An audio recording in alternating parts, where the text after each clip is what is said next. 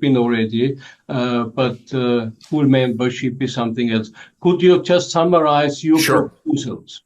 So my basic idea is we don't need more process. We don't need more 10 years of negotiation. We don't need another Oslo process. There's no way to say more about this issue than has been said for the last 50 years. We have to understand that the two parties cannot solve this by themselves. Each one is locked into its own extremism, and there's zero trust between the two sides, to say the least. So in this case, we have an international community that is essentially united on this with one crucial footnote, which is the United States has blocked this approach for decades, even though it is, quote, in favor of this approach. Even Biden said a couple of weeks ago, we support the two-state solution.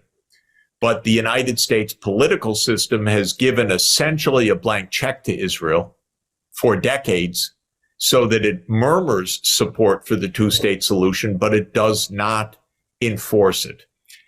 American politicians have long believed for decades that support for Israel is vital for their political health because they have believed that that's where the big campaign contributions come from. That's in line with the military-industrial complex system, which is politically quite powerful. And they believe that's where public opinion is. But in the U.S., public opinion has turned against Israel because the American people do not want to be complicit in this massacre. And they are not supportive of the so-called Greater Israel, which means Israel dominance over Palestine. They are supportive of two states. Every opinion survey for decades has demonstrated this. That's true of American Jews, by the way, not just of the American public generally. We're not so far from that because the Security Council is basically 13 to 1 to 1. That is 13 countries support what I'm saying. One opposes it, the United States, and one always goes along with the U.S. That's the UK. Shame on them. First of all, they should grow up. Second, they should recognize they're no longer a world empire. And third, they should take some responsibility for the mess that they left. So, but aside from that, that's a footnote as far as I'm concerned. The real story here is the U.S. And I'm trying to say to U.S. public officials, look, you're completely alone supporting something you don't even support. So you have to do something more creative. Now, unfortunately, President Biden's not creative. He lacks the energy and insight. His foreign policy team is extremely weak. So I don't know whether we'll get there or not. But the domestic politics and the international politics is all pushing in the same direction. Now, what would it mean? To my mind, instead of a new political process, it starts with the outcome. Two states, 1967 borders. Now let's implement that. Second stage, obviously, would be that on that basis, there would be a regional agreement. The Arab states would say, we end our state of belligerence or hostility with Israel. We normalize relations. We stop supporting Hamas or other anti-Israel militia groups. We stop funding them. We start arming them. We stop giving political backing to them. That can happen. Why do I say it can happen? Because the Arab and Islamic countries have said so repeatedly. And they said it recently in Riyadh when they met in an emergency meeting after October 7 and the subsequent Israeli invasion of Gaza. So that's the second step, is the diplomatic political step. That includes Iran, by the way. because it's not only the Arab states, it's also Iran, which is, of course, a backer of Hezbollah and Hamas. But that's possible, too. But we have to also stop the hostility to Iran, which was agreed with the JCPOA agreement several years ago. And then the United States broke that. And by the way, broke it in part because of Israeli pressure. So, this was Israel pushing the U.S. to break an agreement signed with Iran. And Europe, as usual, was pitiful. It just stood by and mumbled because European leaders are afraid of the United States instead of telling the United States the truth. So this is another part of it. But anyway, second step is normalizing the diplomatic relations based on the two states. Third step is actually putting in peacekeepers. And the best that I've heard is that this peacekeeping force, which would operate under the mandate of the UN Security Council, would include Americans, would include troops that are drawn from the Arab countries. And the idea would be to create a buffer zone that would protect Israel from incursions like occurred on October 7th. And on the basis of this political solution, would also demobilize the armed side of Hamas step by step, and would show basically that Hamas, which is a political, a military, and a cultural force, the military side would be ended as part of a political settlement. And this would be the next step. The step after that would be actually to promote economic recovery and development after this devastation. There's a lot to be said about this. It's tragic and a measure of human stupidity that in a world that needs so much, the first thing we do is destroy and then have to spend huge amounts simply to rebuild what we destroyed in a matter of days or weeks. But there is a reality now that Israel has destroyed the habitability of Gaza. Oh, my God. Well, we're going to have to address this. And so this is another reality that needs to be added to the scene. But my basic point is move to a solution, not to an illusion, not to the status quo, not to what Israel wants right now, which is not to talk about the day after, because we know what Israel wants the day after. They murmur it every few days, which is complete control, which is absolutely unacceptable. Not to talk about, we need to reestablish the Palestinian National Authority, blah, blah, blah, blah, blah, because this is all fake. What we need to do is spell out where the solution is. Two states, international law, living side by side, and with peacekeepers, and disarming the threats to both sides. And this is a very practical set of steps that could be reached. And I think it's not impossible. There are big issues, by the way, that I don't have an answer to. There are hundreds of thousands of Israelis who would be dead set against what I'm saying. They are settling illegally in the West Bank, many of them based on a religious fervor that they think comes from the book of Joshua from the 6th century BC. We're going to have to address this. Addressing it in human terms may mean addressing it gradually over a few years, not violently and brutally. These are human beings, in my view, completely misguided and illegal in their actions. But that needs to be addressed too. So I don't want to pretend, obviously, that I have a step-by-step solution to everything. But the point is, we've got to stop faking what's going on right now. The answer has been known for decades, but Israel has become more and more radical.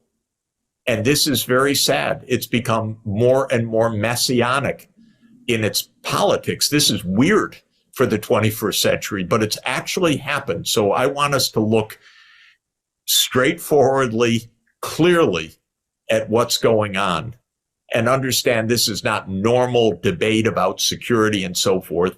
This is about whether there's going to be peace and two states, or whether there's going to be an Israeli attempt to dominate millions of Palestinians, or brutally suppress them, or brutally ethnically cleanse them, or kill a lot of them.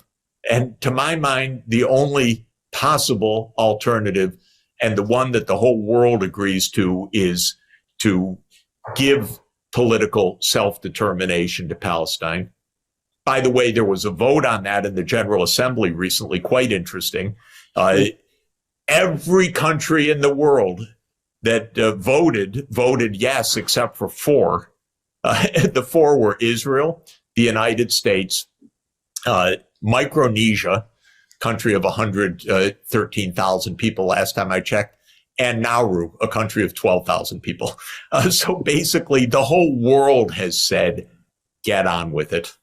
Yeah, so the pressure has to come from inside the United States and from outside. From inside, public opinion absolutely does not accept the administration line on this. This is very clear in opinion survey after opinion survey. So somebody in the White House concerned about Biden's reelection must be reading this and must be understanding this is just purely bad tactics from a U.S. political point of view. That's very important. There's lots of protest in the United States and lots of unhappiness with this. So we're not in any way locked in internally to the politics. It's bad for Biden. It's bad for U.S. interests. It's against public opinion. And so this is one point that I would make. It's not like the United States is rousing support. Yes, and it's impossible to turn.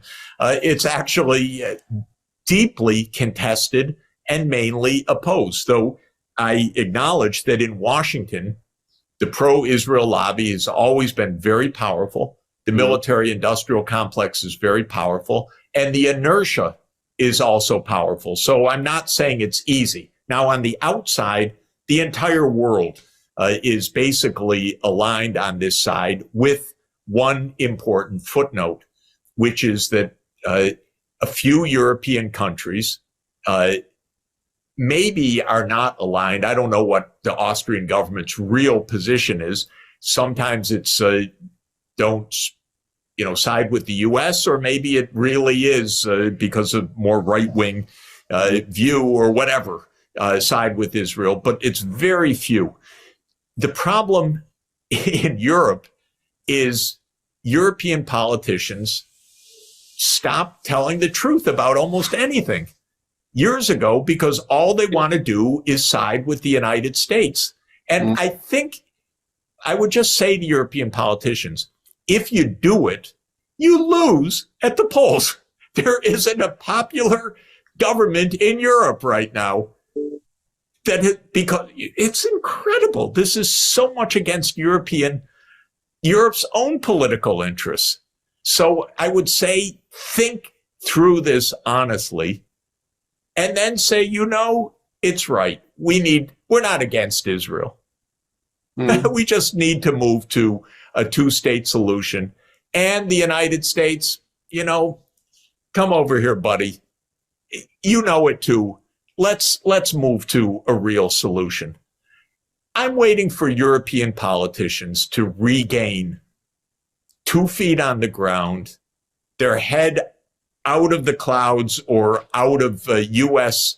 control, and just state clearly, straightforwardly what is right and also what happens to be in Europe's interest. But by the way, what happens to be in Israel's interest as well, because nothing that's happening is doing anything other than gravely threatening Israel's long-term survival. This messianism, this greater Israel idea, this zealotry of this religious group, this is not saving Israel. This is threatening Israel's survival. So I want European leaders just to think clearly and honestly about this, because that'll also help the United States get to the right place. I think there is a lot to say about the European leaders. I think the European leaders, there are no leaders, you know it better. And there is another tiny problem. We will have also an election this year in some European countries, but in the European Union for the European Parliament. And the problem is that everybody, if according to most of the polls, it's to foresee that the right-wing European nationalistic right-wing parties will win. And the problem is they are even, at least concerning Israel, they are also in the meantime, also many of their parties, if to go back history, you know where they come from.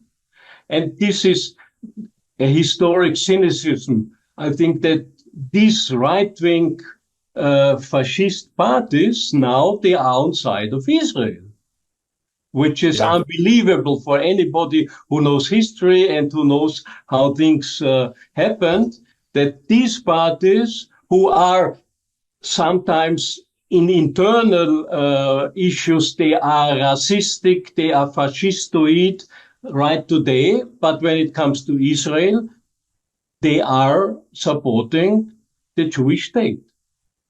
Yeah, you know, supporting the Jewish state is one thing.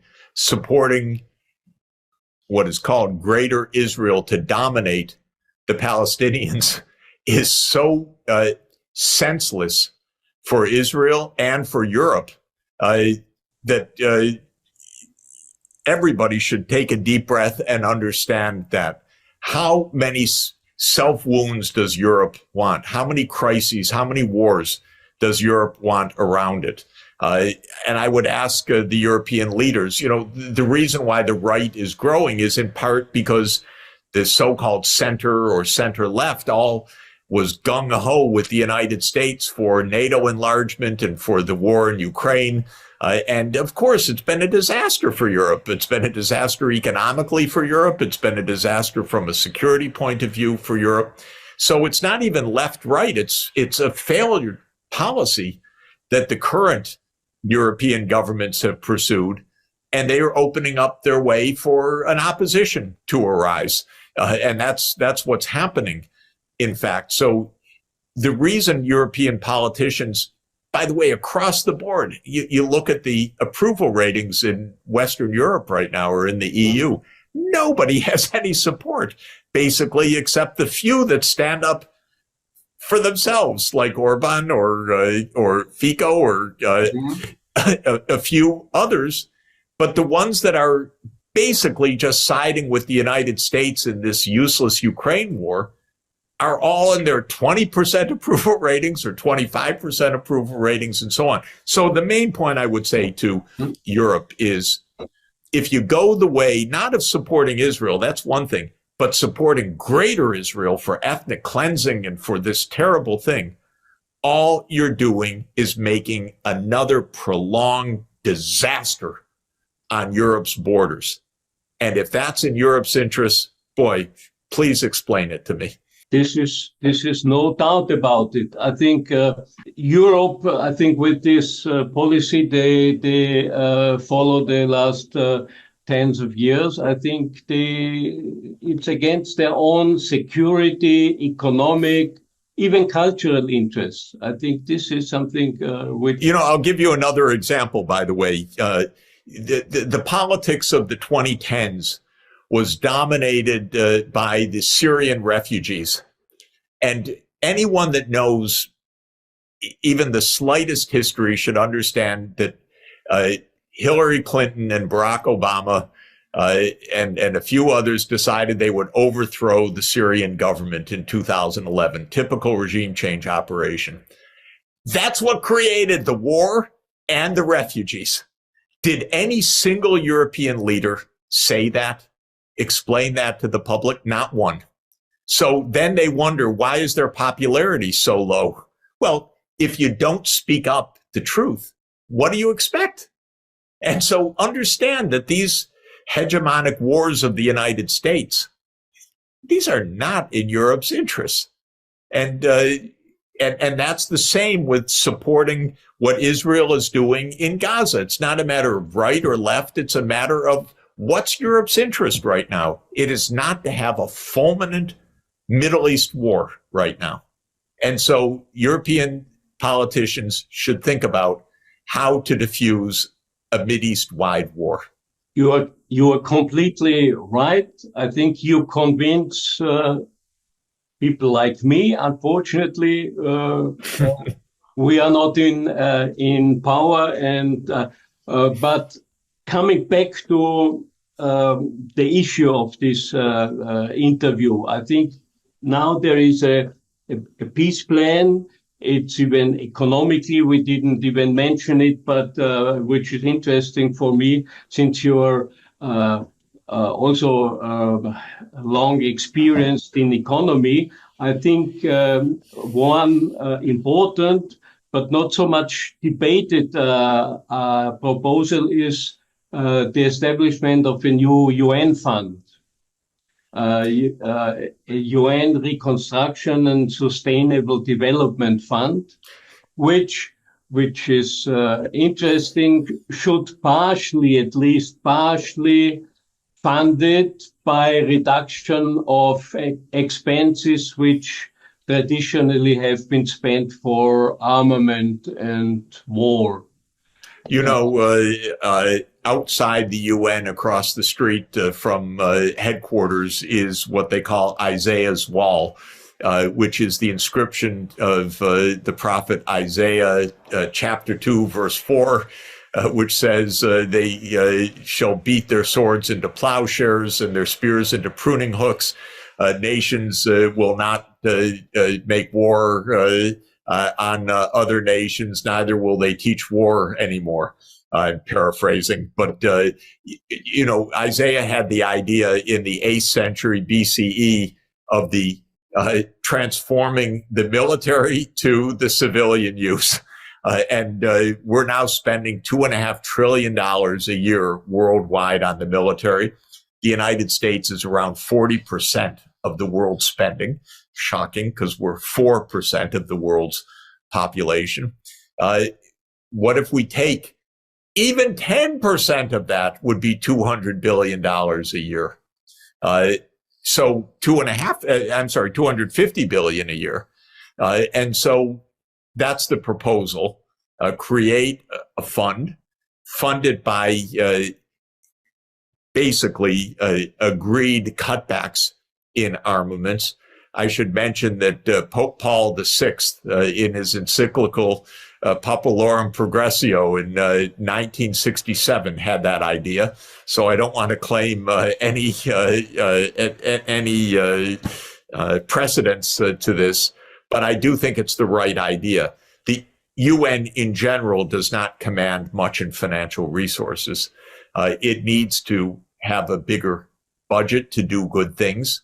And one way would be military cutbacks that are rechanneled to sustainable development. We could continue hours and hours and hours, since many things have been already discussed for many years. But it's interesting that now this plan is here. I think, do you have any ideas how to make it even more popular? Do you intend to present it to other international bodies? And how should this come to reality? I'm discussing these ideas with UN diplomats all the time. and I've discussed it with the Palestinian diplomats and with diplomats from around the Middle East. There's a lot of resonance with this. I personally am continuing to urge an immediate membership of Palestine in the UN as a UN member state. By the way, Palestine is a state recognized by 140 other states, but it is not recognized as a UN member state, only an observer, as you rightly pointed out.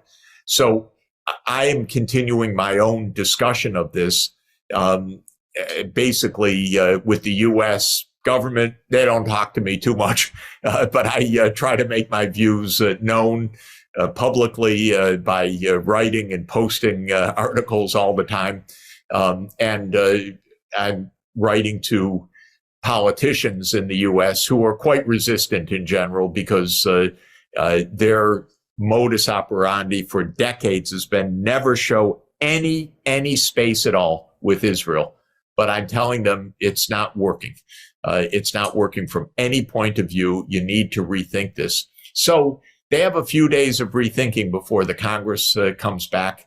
The White House cannot be very comfortable. We hear lots of stories about pretty harsh talks between the U.S. and Israel right now. I believe that that's true. One of the U.S. Carrier groups has been withdrawn from the Eastern Mediterranean and is on its way back to the U.S. That is a signal that the U.S. does not want a wider war in the Middle East. I think that's absolutely right. The U.S. is exhausted of war, and an election year, it would be the end of Biden's chances at all. So this is the time for pushing the politics, because it's a case where the right thing to do, the politically expedient thing to do are the same. And so I'm going to continue to push hard on that. Do you have any hope in, I think you mentioned it and everybody knows it, I think 2/3 of the international states are in favor of this kind of political and economic solution. Unfortunately, they don't have any veto at the UN. But there is something else. There is an increasing number of states working together. I think, and the South African move to the International Court is interesting because South Africa, on the other side, is one of the leading member states of this newly established group, the BRICS group. And they have even already established a kind of new banking system, financing system. Do you have any indications or ideas that from this side, more than just political statements will come to support your suggestions? Well, the BRICS countries, all of them are on the same side that I've been advocating. China, Russia, South Africa, India has expressed also some clarity on this. Brazil, certainly. And now you have new BRIC states that have just joined: Egypt, Ethiopia, the Emirates, Saudi Arabia, and Iran. It's a powerful group. They're all on this side. Actually, it's interesting for me, the fact that Iran is now a BRICS member is actually going to moderate Iran, make it part of what could be a BRICS-wide consensus on a good solution. So this matters because the U.S. also looks out and says, you know, our diplomacy, we're isolated, whereas China's and Russia's diplomacy is growing in the region. This cannot make anyone happy. And we know that in the U.S. State Department, there's a lot of unhappiness about the U.S. administration policy. We don't hear all the details, but it boils over every few weeks. And so we hear about the protests coming from inside the professional diplomatic service of the United States as well. So I wouldn't give up in any way on a political change where the United States one day says, you know, we need to move forward to a real solution here. This is where I think it's very appropriate and timely to think straight. And if the European leaders are too afraid to say it in public, they should be saying it. They should be saying it in private to their American counterparts. You have been writing about the ongoing conflict in Palestine, and I wanted to start with the U.S. role in this ongoing genocide in Gaza. The Biden administration has now bypassed the Congress twice to pass emergency armed packages, and this is despite a huge documentation about U.S. bombs being dropped in Gaza consistently, including the 2,000 pounds bunker busters that has killed several hundreds. And then there are developments on the other sides, like 60% of Americans don't support Israel in this conflict. There is a new development of U.S. organized labor that is increasingly withdrawing its support. There are constraints on the fiscal side as the U.S. military spending has exceeded $1 trillion, including all the emergency packages. And yet we see a very confident Israel about the U.S. support in this ongoing conflict. Explain to us this. Well, I think the confidence is misplaced. It has been the fact for decades that the U.S. political system has backed Israel pretty much unconditionally. But I think that this is no longer true. And I think the Israeli leadership calculations are mistaken. The public is very unhappy and very worried about the developments in Gaza. There's very strong opposition to what Israel is doing among younger people. Biden is suffering politically in terms of the opinion polls and election prospects as a result of the disarray of U.S. foreign policy. So I think that if the Israeli government expects that this is the normal smooth ride, they will be mistaken. Now, it's true that there is a powerful pro-Israel lobby. There is a powerful support in the military-industrial complex. It has been the norm in the U.S. Congress to appropriate funds for Israel pretty much without question. Politicians like Biden, who's an old man after all, have taken it for granted that a pro-Israel stand is always the right electoral as well as the right money-raising stand. But I think that this is a wrong assessment by U.S. politicians because the public is not supportive. And it's a wrong assessment, especially by the Israeli politicians, who I think are making a very, very serious miscalculation. Just to stay on this point, I mean, it is often said that while the American public has a huge leverage in terms of, or at least some leverage in terms of influencing its internal policies, when it comes to foreign policy, it is often said that what goes on in the public doesn't influence a lot in terms of the foreign policies. You have mentioned about the Jewish funding, but there are also talks about the American strategic. Well, it's not just Jewish funding; it's Christian funding. It's yes. there is a quite broad, and it's military-industrial complex funding. It's quite a broad coalition.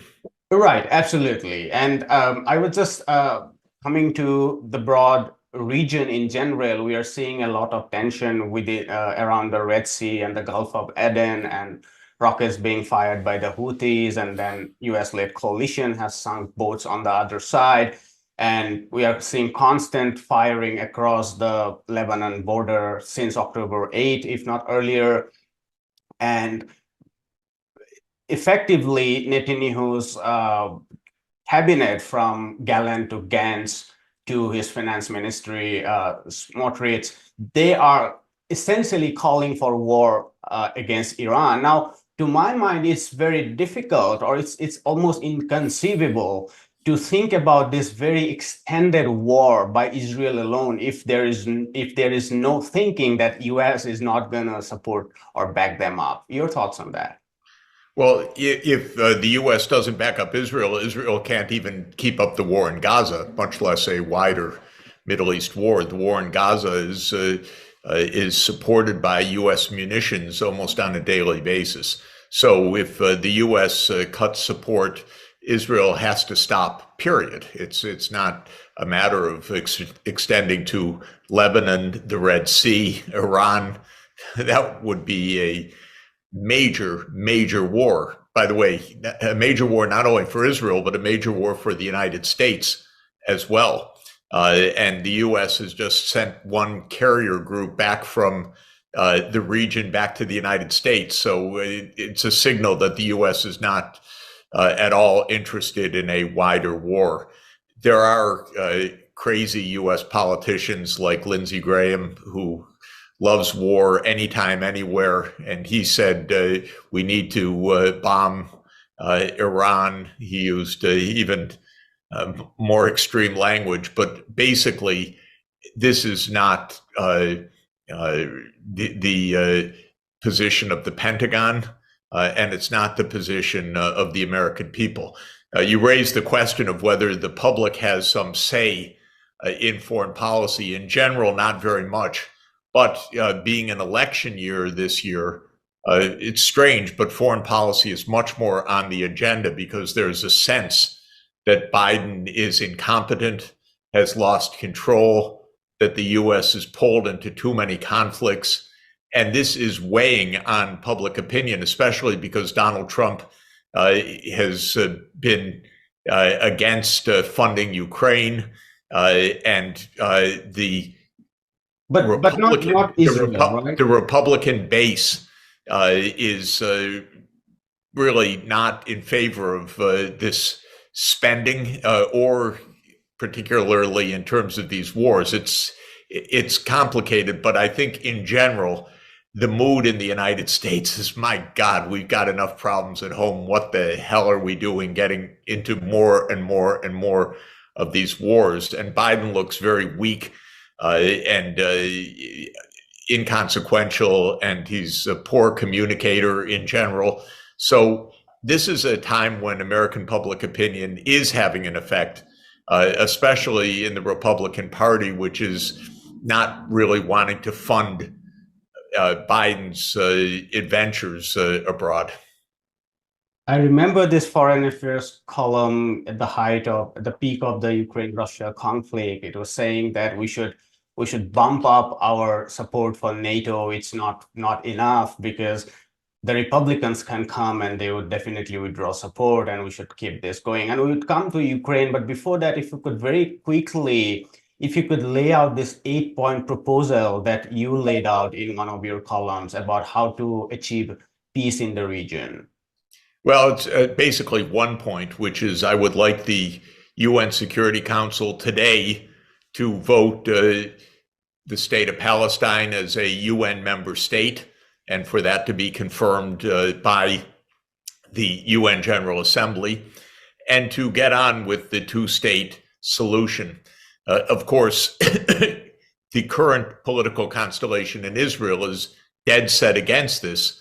It is absolutely intent on complete control, not only over Israel, but over Palestine. That's the real agenda.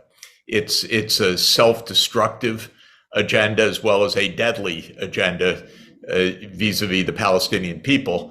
And I would like the international community to cut through this and say, look, we've had 57 years of resolutions now, or almost 57 years, UN Security Council Resolution 242. And this is that there need to be two states on the 4 June 1967 borders. And that's it. And we're moving to that solution because otherwise, well, there is no solution of peace. So this is not easy to do, but the alternatives are much worse, actually. So this is what I would recommend. Of course, then there would be peacekeepers, and that would be peacekeepers to separate the the two sides, and that seems to me to be utterly feasible. There would be a normalization of relations between Israel and the Arab and Islamic neighbors, but based on Palestine being a sovereign state with control over Gaza, the West Bank, East Jerusalem, the Islamic holy sites. But this is what has been on the table for decades. And I would urge the international community to just move to this solution, because under the UN Charter, Security Council has the power to do this. It is in the interests of global peace to do this. There's one country that blocks it from happening, and that's the United States. And I'm hoping that when the overwhelming global opinion is on the other side, and when the alternative is so horrible as it is, and when the Israeli leaders are so vulgar and violent in their stated intentions, that this will also change the US position. I want to move to Ukraine, but very quickly, if you can respond to just two additional questions on this. One is, as you mentioned about the Republicans either coming to power or taking charge of or continuing charge of Congress and that having some influence. I was wondering if there is a division between Republican policies or intent when it comes to Ukraine or Russia and when it comes to Palestine, because Donald Trump, for instance, during his presidency, while he was a dovish when it came to Russia, he was an absolute hawkish when it came to not just China, but also in Palestine. I mean, his policies were far more regressive than even some kind of moderate Obama. So that's one point. And the other point is many people now are increasingly disillusioned by the idea of the two-state settlement, two-state solution, given there are these 700,000 settlements and so on and so forth. Very quick response, because we have to discuss the rest of it. Yeah, don't think of the Republican Party or even Donald Trump as having coherent, unified, consistent ideas, either internally consistent or consistent over time. These are political movements, and Donald Trump himself is not a stable personality. So don't look for consistency. When it comes to one-state solution or two-state solution, they're both possible. I think both parties would prefer a two-state solution. That is also international law. The settlements are illegal. The settlers would have to go home to a very large extent. When those settlements took place, they were known to be illegal. The UN Security Council has been very clear over the years that they are illegal. This is the tragedy. Israel tried to put facts on the ground. Well, it put facts on the ground that have led to disaster. That was predictable at the time. It's happening right now. We need an answer. Okay, they could live in one state, but not an apartheid state. That's not an answer for peace. Or they could live in two states. But if they live in two states, they have to solve the problem that hundreds of thousands of settlers, many of them highly religious zealots, listening to biblical ideas from 2,600 years ago, not current realities in the world, need to adjust to current realities. So this is tough, but the current situation, the status quo, is a complete disaster. So I'm saying go with international law, go with decades of international law, go with a solution that both sides claim they prefer to somehow forcing one state together, and therefore solve the problem even of the settlements. Let's come to Ukraine. On December 30, the New York Times reports on an Ukrainian bombardment of the Russian city of Volgorod that killed 22 people, perhaps the deadliest single attack on a Russian city since the start of the war. And this has been followed up by what the New York Times reports as heavy barrage of hypersonic Russian missiles into cities like Kyiv and Kharkiv and others. Another party calling for, quote, greater Israel. That's their policy, is that there should never be a Palestine. There should never be Palestinian political rights. this is Israel. And a lot of the public supports that. And a lot of the public follows the line of the administration, the Israeli government, that is, that the only way to safety is to smash Palestine. And so the situation is going to continue, I think, if it's a matter of internal Israeli policy. But it's something that Israel can't do for a day without the United States. And the U.S. has no interest, no national interest, no ethical interest, no geopolitical interest in being an accessory to mass murder. How do you see the left, the center political parties in Israel? Because the left is so weak right now. Why the Netanyahu administration during all these years did this to the left, to the center? There's basically no left in Israel. It's a few seats in the Knesset, in the parliament. The Israeli political scene has shifted to the far right over the years. It didn't just start on October 7. This is something that's been going on for years. Netanyahu represents and those parties represent a larger viewpoint. Israel's basically divided between those who oppose a Palestinian state because they think that God gave them all the land and they're going to assert their biblical claim, and those who follow the propaganda that say, well, even if it was right to have two states, there's no one on the other side that would accept that, and so better we have to use violence and force. That's the only realistic thing to do. But voices that say we need to solve these problems through following international law and through justice barely exist in Israel right now. I think this is a terrible, grave danger to Israel's survival, because the legitimacy internationally is plummeting. And I personally don't think that the American people really have much interest in being a party to this.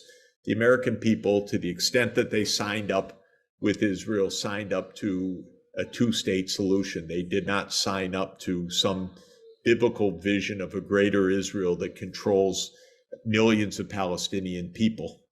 They didn't sign up for that. Putin's recent press conference, he was talking about Odessa. He said that Odessa is a Russian city. It's a huge change in his view.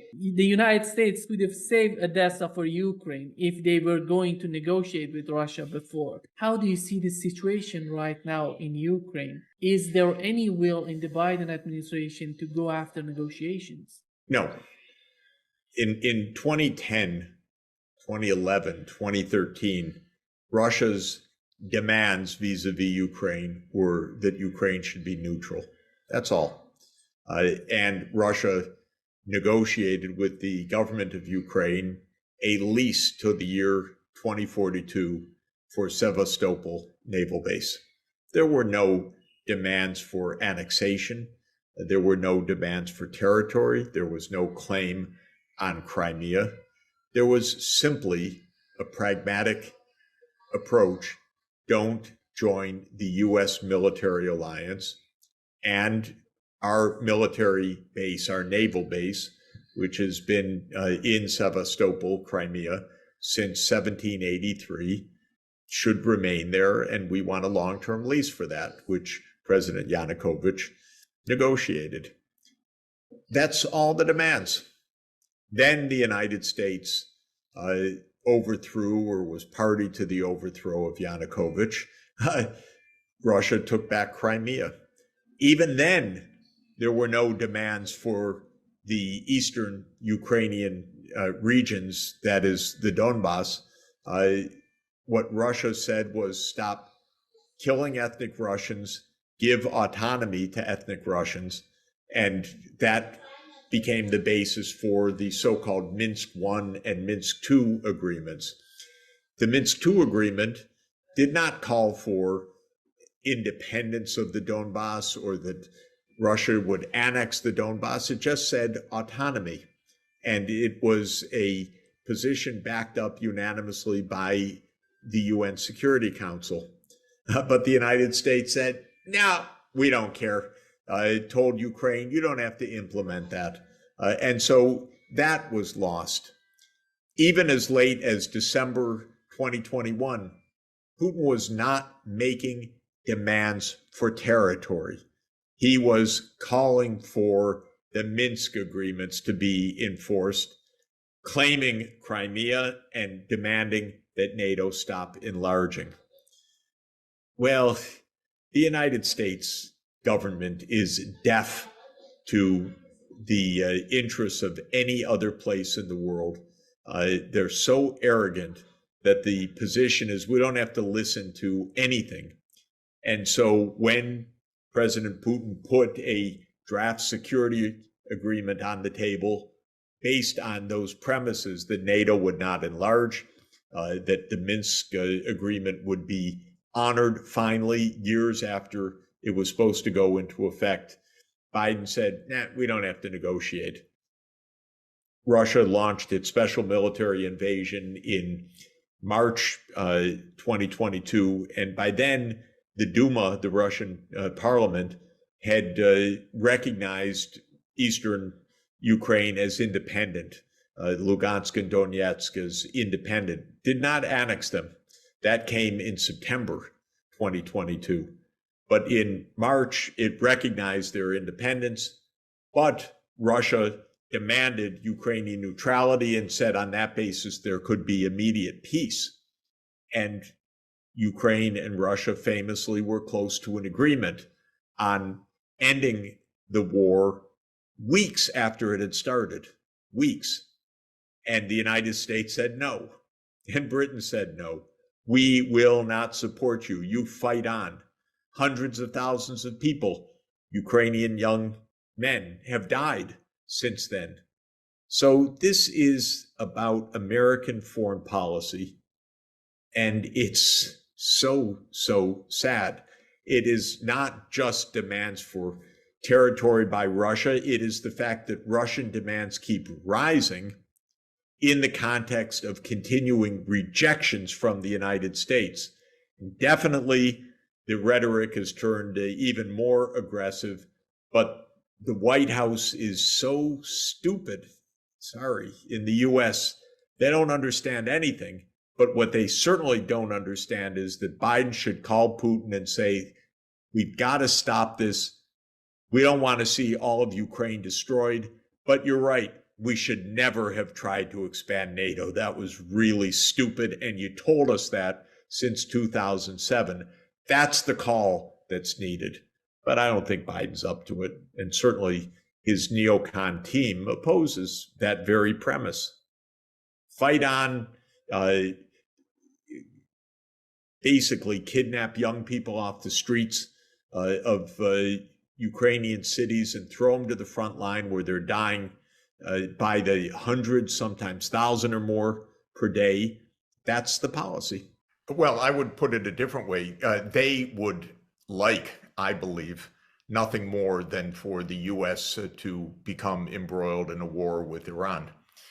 This is, I think, part of the goal. A wider war, we shouldn't think, is something that Israel is trying to avoid. It may well be something that Israel is trying to provoke. This is rather typical of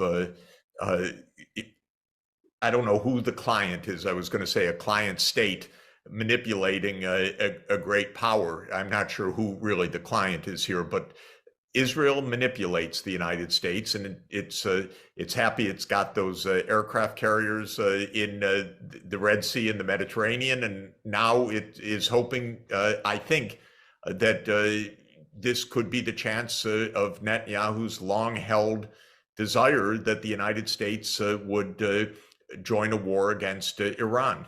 So we shouldn't think of this as a miscalculation on their part. Of course, it would be,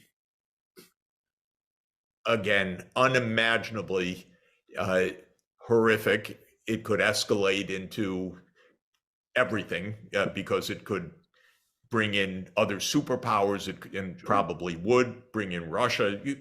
Who knows what would happen? And let's be clear, there are lots of fools in the US that also won't mind a wider war. We've got a warmongering group in the Senate, Lindsey Graham types and others, who always want expanded war. So we shouldn't think of this as a miscalculation. We should think of this as a provocation. If it's maybe the ethnic cleansing will work, maybe it will lead to a wider war. Either way, not so bad, says Israel. Of course, their real miscalculation is a different one, and I think it is a very serious one. They're losing the United States. Israel is losing the United States. They don't get that. Just like Biden can't imagine doing anything against Israel, the Israeli leaders think they own the Congress and the US political system, and that is coming to an end, and they do not get that. Just like our Congress doesn't understand our students, Israel certainly doesn't understand what's happening inside the United States right now. And Israel can't go on a day with this without the United States backing it in munitions and backing it diplomatically and geopolitically. So I do think Israel's making a huge miscalculation. I think they're making a cruel calculation to start with, of course, but they're making a huge miscalculation, but not exactly the one that you're pointing to. They're making a miscalculation that they have the United States in their pocket, so they can basically think of the US military as theirs to throw against whatever enemy they want. That is a falsehood. They're going to learn the hard way. I think, in fact, if this continues in this horrific way, the two-state solution really will be gone, and Israel's very survival in the long term will be deeply threatened by the approach that Israel has taken. I see no disaster greater than Netanyahu. He's really a piece of work that has done untold damage to Israel in his tenure as prime minister. And it wouldn't be the first time. Well, he sees the end possibly coming. For himself. Jim, go ahead, please. Well, he sees the end possibly coming, but it's his life's work preventing a Palestinian state. Exactly. And one of the things you brought up, and you may be right. All of this is planned. I don't like to engage in conspiracy theories, but was it all planned in order to lead to another Nakba where Palestinians could be expelled out of Israel? And certainly some cabinet ministers have basically proposed that, saying that Western countries should accept Palestinians in to give them shelter so that they have a future in another place, because they don't want them to have a future. But you tried to talk a little bit before the United Nations about what we need to do to rebuild. The day, even if, let's just suppose that there is a ceasefire coming, and what do we do on day 2? Gaza is all but gone. You talked about getting 10% of the defense budgets of leading countries around the globe to invest in a sustainable reconstruction of Gaza and the Palestinian occupied territories. But, how do you get people to go along with that? Because remember, when they're doing deficit spending, somebody's benefiting, meaning Raytheon, at Omnia. They're benefiting from all of these wars. And if you stop that, if you take away 10% of that, that is a lot of money. People are going to suffer for years and decades out of what is happening in these days, without question. The loss of life, but the destruction of hundreds of thousands of homes, the dislocation of 2 million people so far. This is devastating, and the destruction in Gaza will have a price tag that under any circumstances the world will not cover. So people will suffer and will be dislocated and impoverished and without any ultimate solution or compensation to this. But what will happen, and it will drive me crazy, by the way, thank God the day the fighting stops, then we'll have a donors conference. And the governments will get together and say, oh, we're going to commit tens of billions of dollars to rebuild what was just destroyed. And it's so stupid that we behave this way, because a lot of my life and career is about trying to raise any funds for impoverished people, getting kids in school, building health clinics. And the idea that you bomb places and then throw the tens or hundreds of billions of dollars at what you just willfully destroyed, but you would never come up with such funding for just helping poor people in the first place is the reality.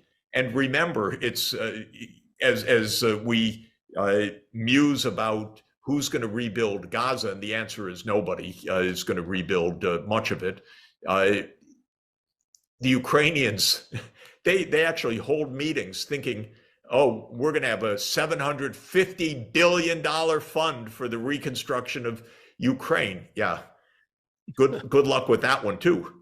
So this is tragedy compounding tragedy. Of course, we have a doctrine in general in economics, an incentive doctrine, which is the polluter pay principle, which is you make the damage, you pay. That's how our courts work also. If it's a trespass or a noxious tort, a public nuisance is the legal term.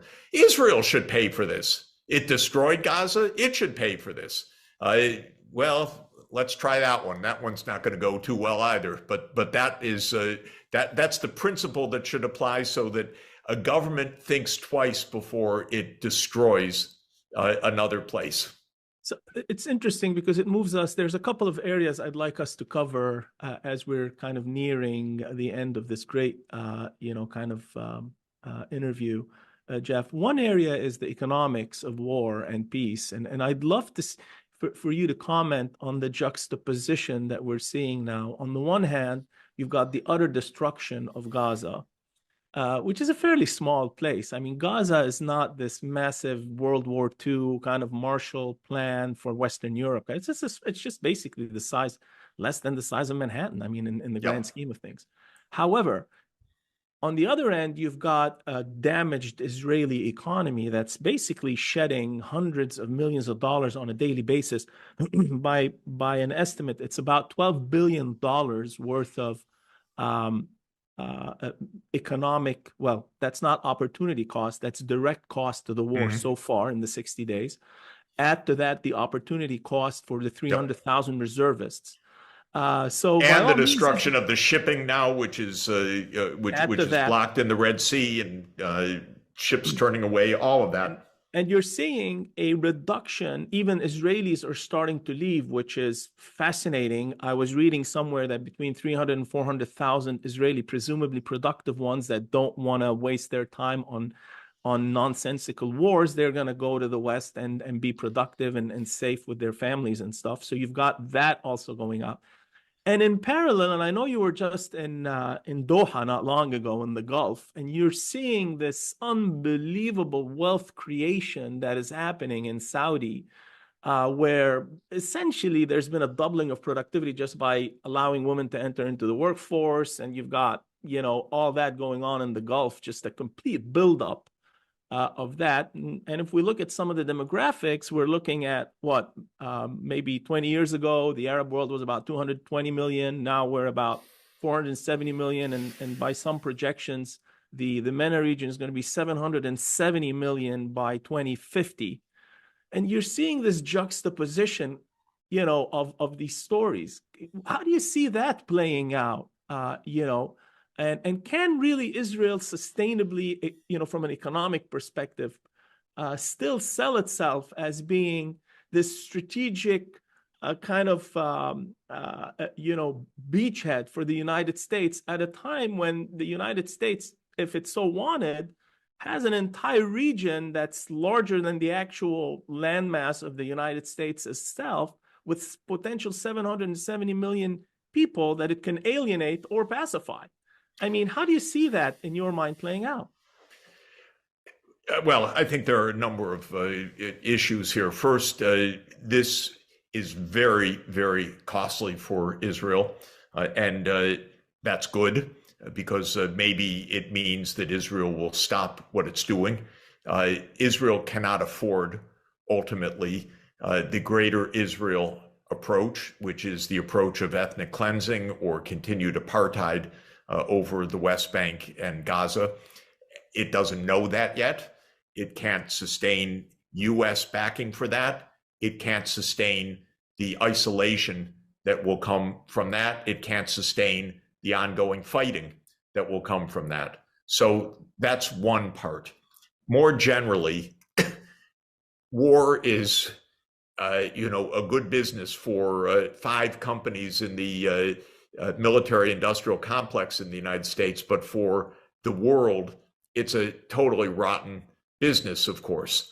Not only does it create tragedy, but it creates mass destruction that is extremely costly to pick up, and the direct outlays on armaments worldwide now is probably $2.5 to $3 trillion. The estimate is about $2.5 trillion, of which the United States is typically measured at $1 trillion, but it's actually much larger than that when you count all of the budget item lines, maybe up to $1.5 trillion a year. So this is all costly, all wasteful.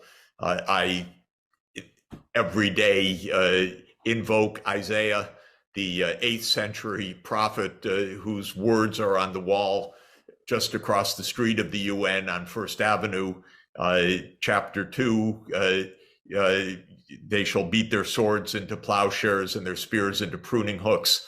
Nations won't make war on nations, neither will they learn war anymore. He's speaking economically. We should be transforming our armaments into productive activities. This is unbelievable waste, stupidity, and danger, what we're doing. Again, these wars could end essentially immediately, because I also like to quote Karl von Clausewitz, the war theorist in Germany after the Napoleonic Wars, who said that war is the continuation of politics with other means. And his point was that war is a kind of politics. So I say, look to the underlying politics. The underlying politics of the war in Gaza is, will there be a Palestinian state or will there be greater Israel? Well, the only answer that can possibly lead to peace is a Palestinian state. And we should cut to the chase and go straight there. As I mentioned, when we look at the war in Ukraine, the underlying politics is the United States trying to push its military to the border of Russia, to surround Russia in the Black Sea, an idea that Zbigniew Brzezinski described in detail in 1997, and that the US has been trying to carry out. It's led to disaster. Again, it's politics. So if we want to stop the war, it's not military that will do it, it's politics that will end these wars, and they could end immediately. We'd save a fortune. The people in the world would be hugely benefited. Of course, those under the bombs first and foremost, but all of us would benefit. Maybe Lockheed or Raytheon shares would go down a little bit. That would be just fine. Can I ask a question about Lebanon? Go ahead, Tariq. And there is one question I wanted to get a comment from Jeffrey on. About Lebanon and the situation in Lebanon and the UN resolution 1701. Now it's back on the table, and Amos 16 is being back and forth trying to implement borderline and the resolution 1701. Any information on that and the IMF plan for recovery of Lebanon? What do you have for Lebanon? What do you would like to say for the Lebanese audience about these two topics? That's I need another hour. I wish I could help you on that more specifically, but precisely while that debate has been going on, I was at COP28 and then in Ethiopia, just got back yesterday. So my consultations with diplomats on that start this week. Would you comment on COP28? What's your take on it? And do you think, as is being reported, it's at least an acceptable move forward? Did it disappoint you in terms of its reach, or were you actually surprised given that it was held in in an OPEC, at the end of the day, in an OPEC nation, and something did come out of it at the end? I was glad that it was held in the Gulf region, and I think the president of COP28, Sultan Al Jaber, did a very good job, and the outcome is, as these things go, good. Now, I say as these things go because there's paper and then there's reality. And the paper document that came out is a step forward, definitely. The reality is that the big powers are all directed at these war and peace issues, not at this climate issue. And until we end these wars, we're not going to get the kind of real political capital to decarbonize the world economy, to face up to the financing challenges, and so forth. So I go to COP meetings, all these Conference of the Parties each year, and they're big, interesting jamborees. There were nearly 100,000 people there. A true measure of massive world interest, massive business interest, massive civil society interest, massive scientific interest. But in terms of superpower politics, that's not where the real answers are. And right now, the superpowers are in conflict and in war, and we've got to end that so that they focus on something absolutely real, which is making the planet viable from a climate point of view for the 21st century. Well, Jeff, I think, I don't know if any of my colleagues has any more questions, but I do have one last question for you. And it's something that I heard you say, which was, obviously I've known you for a long time, but it's still impressive. It's you stated, and I quote, "Peaceful coexistence is about mutual respect, not to believe that one is the chosen one to rule in a particular place or to rule in every place." And I thought that was a really interesting quote, because you kind of, in many ways, highlight the aspirations of a lot of people who are more on the peace side of things, realizing the sacrifices that might need to be taken. But I'd love for you to comment on this, and whether you look at the next few weeks, months, years in an optimistic tone, or whether having been in development and having been in the throes of geopolitics and the UN for such a long time, whether you've reached a point where you're looking at it more from a pessimistic perspective or an optimistic one. Let me mention two things. First, immediately in the Israel-Gaza war, those Israelis, and that includes this current government and the cabinet, that believe that Israel has the right, and they would say a God-given right, to rule over the Palestinian people or over the Palestinian territories, is the essence of this conflict. And it's unacceptable. And the people of Israel need to live side by side with the Palestinians in peace, and it's perfectly possible to do. But they have to give up their aspiration to rule all of the land. And some Israelis believe that's what the book of Joshua gave them, or some biblical interpretation. And it is has to be put aside. Nobody has that right. Not from God, not from a book of the Bible. People have to live decently, and they have to respect each other. And that's the only way we can survive on this planet. When it comes to the United States, it's even more grandiose. The United States ideology is, and Biden repeated it recently, The US is the indispensable country. It's the country the world looks to for leadership. This is false. It was always false. But in the heyday of the 1990s, when the Soviet Union ended, maybe there was maybe that delusion could be at least a little understood. Is the US really the country the whole world's looking to right now when it stands alone against the rest of the world? Of course not. The US needs to learn to cooperate. It needs to learn to put aside its own delusion of hegemony. And there are leaders, in fact, it includes this very government, Biden, Sullivan, Blinken, Nuland, who really believe in US hegemony. Well, it's a nonsense. It's a fiction. It's worse than an anachronism, because an anachronism would imply that it was maybe once true. It was never true. And so this is the similar kind of terrible falsehood that needs to be put aside if we're going to get to peace. Doctor, last word. Is the UN time for reshuffling, time to restructuring, time for new laws for the UN to be more effective, to be able to defend these people? It's time for change in the UN? Well, I love the UN, first of all, as frustrating as it is, because it is the place where the world meets, and it's the only place where the world meets. And when the world meets, it speaks with a huge voice, peace and justice for Palestine. So it's pretty impressive. Now, it has a voice, but it doesn't have an army.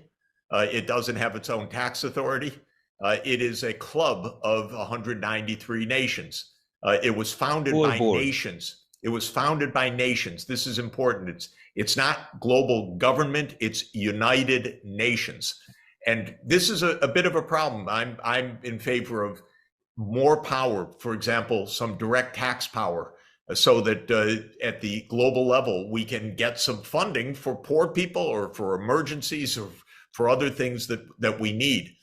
Now, next September, there will be a summit of the future at the UN. This is a once in a generation. In fact, it's the first time ever that such a summit has taken place. And Secretary General Antonio Guterres has called on the world, think about what we want and what we need for the balance of the 21st century. And we will meet the 22nd and 23rd of September. By then, hopefully there will actually be some creative agreements reached about the kind of restructuring or strengthening of a new multipolar world and a stronger set of UN institutions that can work for the 21st century. So I'm a believer. I know in history, we've never had global governance. This is only the second attempt in all of world history to have this. The first was the League of Nations. It failed within a generation. The United Nations is 78 years old this year. It is, as I say, I love it, and it's incredibly frustrating that we can't solve more problems in the way we need to. But we should understand this is a new attempt in human history to have global scale governance. So I don't want us to give up on it. I don't want us to be cynical about it. I want us to fix things so that we can actually make it work. The answer is quite simple. The United States does not want to stop the wars. In fact, the United States is the enabler of so many wars around the world. It's really tragic. When it comes to the war in Gaza right now, if the United States stopped providing munitions to Israel, the war would end in a day. This war literally continues only because Israel gets munitions from the United States. It's not even out of stockpiles, it's out of new deliveries all the time. So if the United States took the choice, perforce, the fighting would stop. Of course, if the United States took political decisions, not vetoing UN Security Council resolutions, abiding by UN Security Council resolutions calling for a two-state solution, I think that on political grounds, the war in Gaza could end essentially immediately. I talked about other wars, just to mention them quickly. The war in Syria, which has gone on since 2011, is a U.S. regime change operation gone wrong, as most of them do, in a very deep way. It was decided by the U.S. and some of the regional partners that they would bring down Bashar al-Assad. And President Obama gave a famous finding, the Timber Sycamore operation of the CIA to bring down Assad. It failed, but it has caused 12 years of nonstop war. And I know through my work in the UN that war could have ended in 2012, but the US blocked the solution to the war.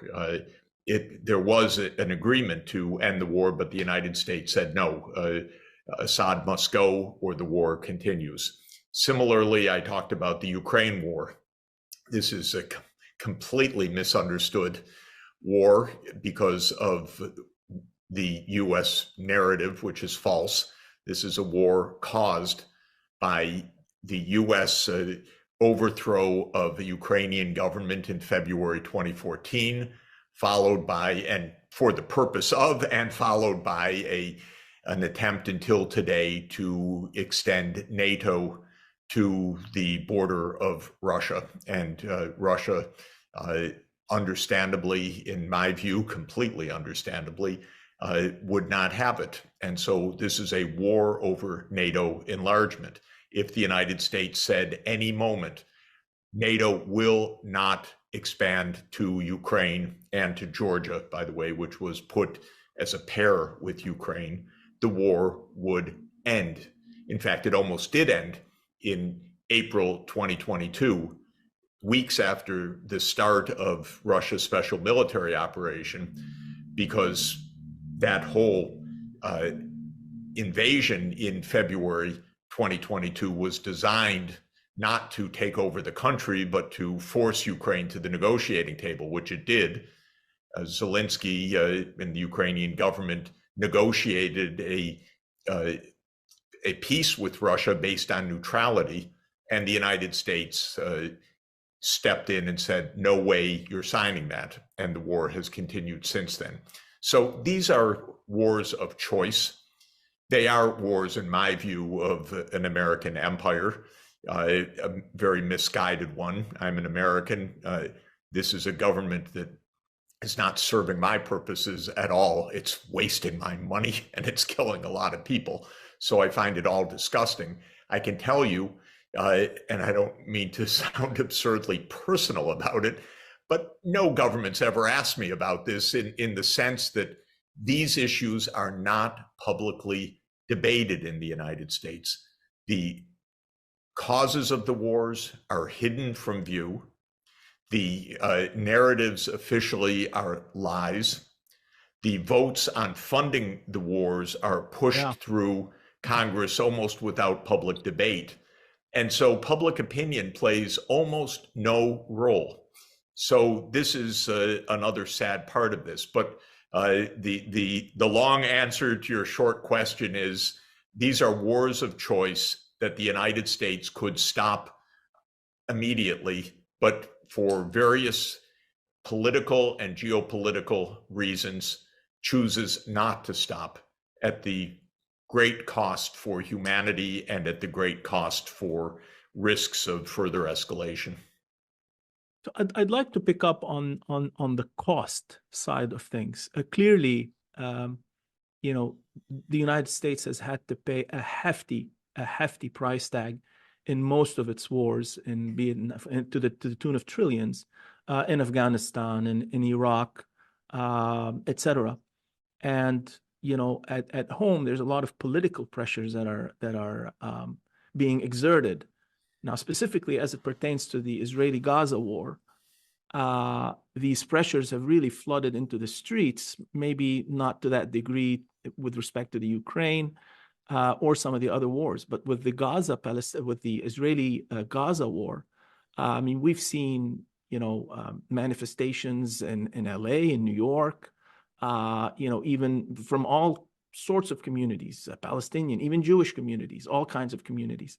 And some of them are basically starting to question verbally, like never before, these kinds of policies that the U.S. administration, you know, is undertaking. I think even the State Department has had some may I call it clandestine, because they had their faces covered in front of the White House manifestations so that they're not under any risk, but kind of to also object to the current policies of the United States.